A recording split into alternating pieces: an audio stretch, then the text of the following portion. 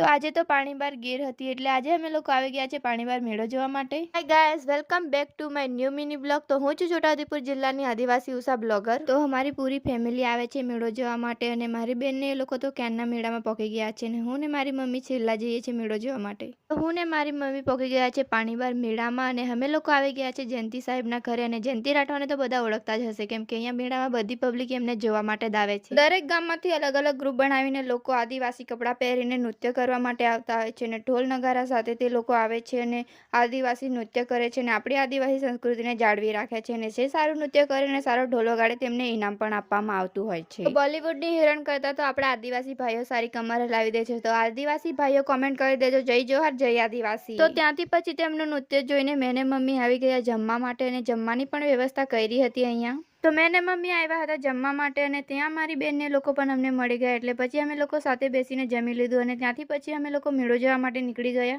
અને મારી મામાની છોકરી ચશ્મા લાવી હતી એટલે આપણે પણ ચશ્મા પહેરીને પછી એન્ટ્રી પાડી લીધી। તો અમે લોકો આવી ગયા હતા મેળામાં અને મેળામાં બહુ બધી પબ્લિક હતી પણ એટલી બધી પબ્લિક નથી કેમ કે અહીંયા ઓછી પબ્લિક હતી। પહેલા તો બહુ બધી પબ્લિક થતી હતી, હવે નથી એટલી બધી થતી અને તડકો બી બહુ લાગતો હતો અહીંયા। અને મેળામાં તો છોકરાઓ એટલો બધો કચાટ કરતા હતા ને પીપોળા લઈને મારું તો માથું દુખતું હતું, એટલો બધો અવાજ કરે ને એ લોકો બહુ જ। તો મેળામાં મારા ભાભી મળી ગયા હતા એટલે મારી મમ્મી તેમને પૈસા વાપરવા માટે આપી દીધા અને પછી અમે લોકો આવી ગયા હતા શેરડીનો રસ પીવા માટે અને શેરડીનો રસ પીને પછી અમે લોકો ઘરે જવા માટે નીકળી ગયા। તો મળીએ પાછા બીજા નવા મિની બ્લોગમાં, ત્યાં સુધી વિડીયોને લાઈક કરી દેજો અને મારી ચેનલને સબસ્ક્રાઇબ ના કરી હોય તો કરી દેજો। તો મળીએ પાછા બીજા નવા મિની બ્લોગમાં ફરી।